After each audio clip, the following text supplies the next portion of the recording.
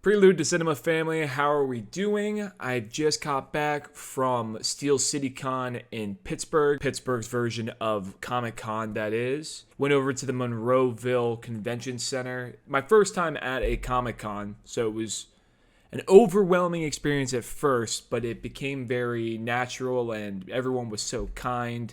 And I think my favorite part of the day really was just talking to a bunch of people about their passions and their craftsmanship and just little things here and there. I walked through the place a total of 3 times. First time was relatively quick, just to get the lay of the land. When you first walked in, it's just rows, A through Z. Maybe it didn't get all the way to Z. I think it got to like W technically towards the back, but there just wasn't a lot of direction. It just seemed like you just went out and you explored. That was the whole goal of the event, which I loved. I like maps as well. So at first I was like, oh no, where do I go? But I was there with one other friend and we just took it aisle by aisle and just slowly tackled the entire thing until we get to the back. And at the very, very back, that's where the celebs are, right? That's where we saw Grace Van Dime. Robert Patrick was there. Tried to go see Michael Rooker. He was way in the back next in the Q&A section, and it was just poor timing on our part, and the line was just absurd. Really wanted to see Rooker, though. Ric Flair was there as well, but he had his own separate room completely that we actually didn't know what it was at first when we were walking up the first time, my friend and I, that is, and it was outside, and the line was already outside, like going around the block, and we had no idea what it was for. We later found out that it was for Ric Flair. There was an announcement in the convention center, and it was for some sort of Ric Flair timings change or something, and then you just hear everyone just go, woo! So that was funny to see. The thing I was not expecting that I was pleasantly surprised by was the amount of horror elements throughout the place. There was a lot of different horror movie elements, such as Scream, who's one of my favorites, Jason, Freddy Krueger, Chucky. Just there was a lot of different artworks that included them. My favorite being this Amazing Spider-Man comic book, but it was customized to put Scream in there. So it was like the Amazing Slasher instead of Spider-Man. And he was swinging around using cloth instead of webs, and he picked up 2 girls, but instead of like saving them, it looks like he's murdering them. Like little things like that, where it was just, I really liked seeing all the scary movie lore come into play at Comic-Con. I just didn't think that was going to be as much of an element. I thought there was going to be a lot more Marvel, a lot more DC, which there was plenty of Marvel and DC elements there. Just was not expecting all the scary movie lore as well. There was a couple where it was like the Avengers, except it was like the main like 6 old-fashioned slashers like Pinhead, Scream, Chucky, Freddy Krueger, Michael Myers, Jason. There was an Avengers one, and then there was also another shirt that was the Guns N' Roses logo. But instead of their faces, instead of the Guns N' Roses cast members, it was the 6 OG slashers from the old Halloween movies. So there was a lot to appreciate. And because there was so much, sometimes you kind of walk past stuff where you're like, oh, I don't know what that is. No one's really at the table. Let me walk past it. And that was kind of what happened a lot the first time around. Walking back out, we walked through it one more time and we kind of took more mental notes of where we want to go back to, because I didn't buy anything the first time around. I didn't want to carry stuff throughout the day, which I thought was smart, because I knew we were going to go to a Q&A with Danny Trejo. I was surprised to see tattoos going on in the middle of the place. On that first go around, though, we did run into the Hero Comics, Ted Sikora. We were able to talk to Ted for a while. I bought some of his comics, which I will show you in a second after I run through what the process of the day looked like. And Ted's a great guy.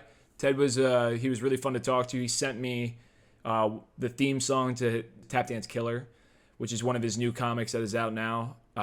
So we had a great conversation with Ted, and we bought a bunch of his comics. There was a mall right there, popped over, grabbed a bite to eat. A lot of the other, you could tell the Comic-Con community was in that mall. Like, there was a lot of different outfits waiting in food court lines and such.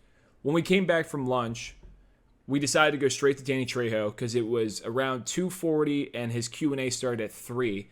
And I wanted to get good enough seats where we can actually hear him. I was repping that Out of Darkness Cleveland shirt all day. We are about to revamp that website for the Into Darkness website. We're working on it now. Push that out there and you'll be able to watch Into Darkness on the website. So stay tuned for that. That is coming in the near future. Danny Trejo Q&A we went to straight after lunch. Walked through the entire convention center. At that point, it was probably its most packed. Around like 2:30, 3 o'clock, that's when the convention center really felt overcrowded.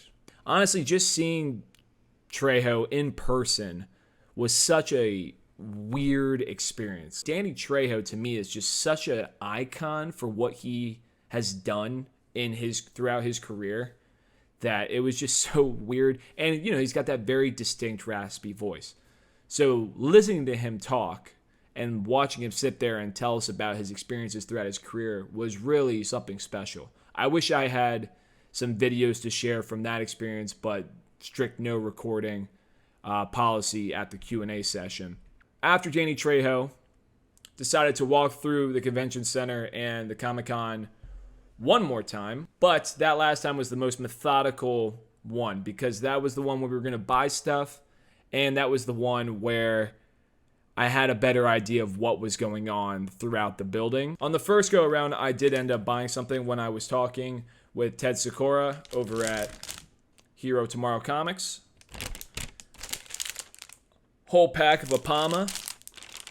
Open it up for you. Got the Tap Dance Killer bookmark that Ted was very kind to just give to me, as well as this decal for one of his other comic books called Bloom that my friend actually bought 4 editions for, and they connect to the ones that I bought. Apama.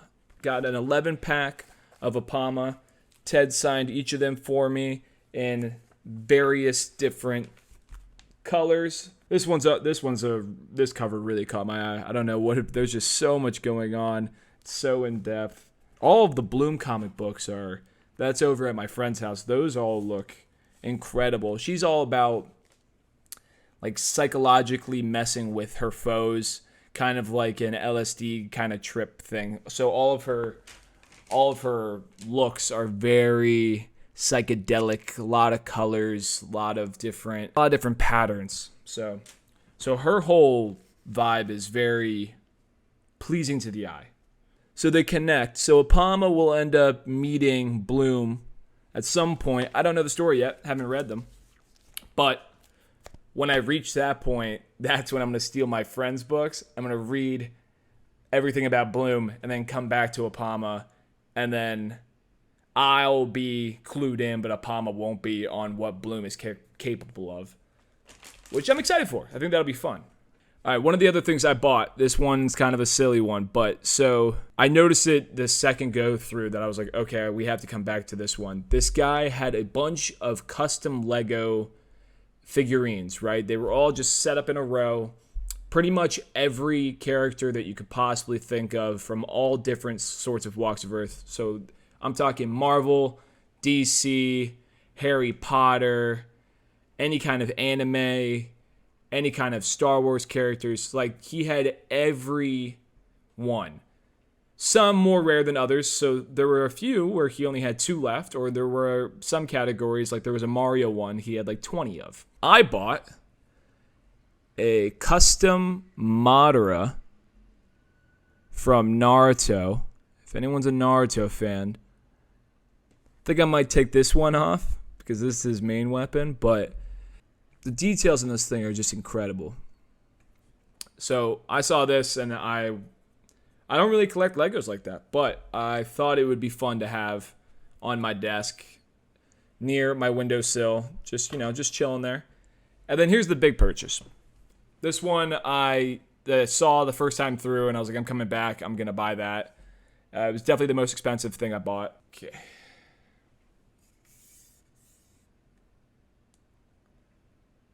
This is Sasuke Uchiha's sword. This is what it looks like sheathed, and then it is a real sword. It's dulled. Can't hurt you.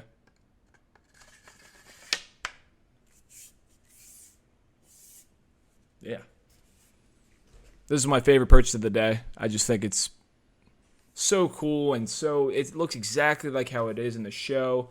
I love when it's sheathed because it's just all one big rectangular sword. It's so impractical. I mean, when you're holding it, it doesn't make as much sense as a rounded hilt, but it looks so cool, and it's got some serious weight to it. It's not a light sword.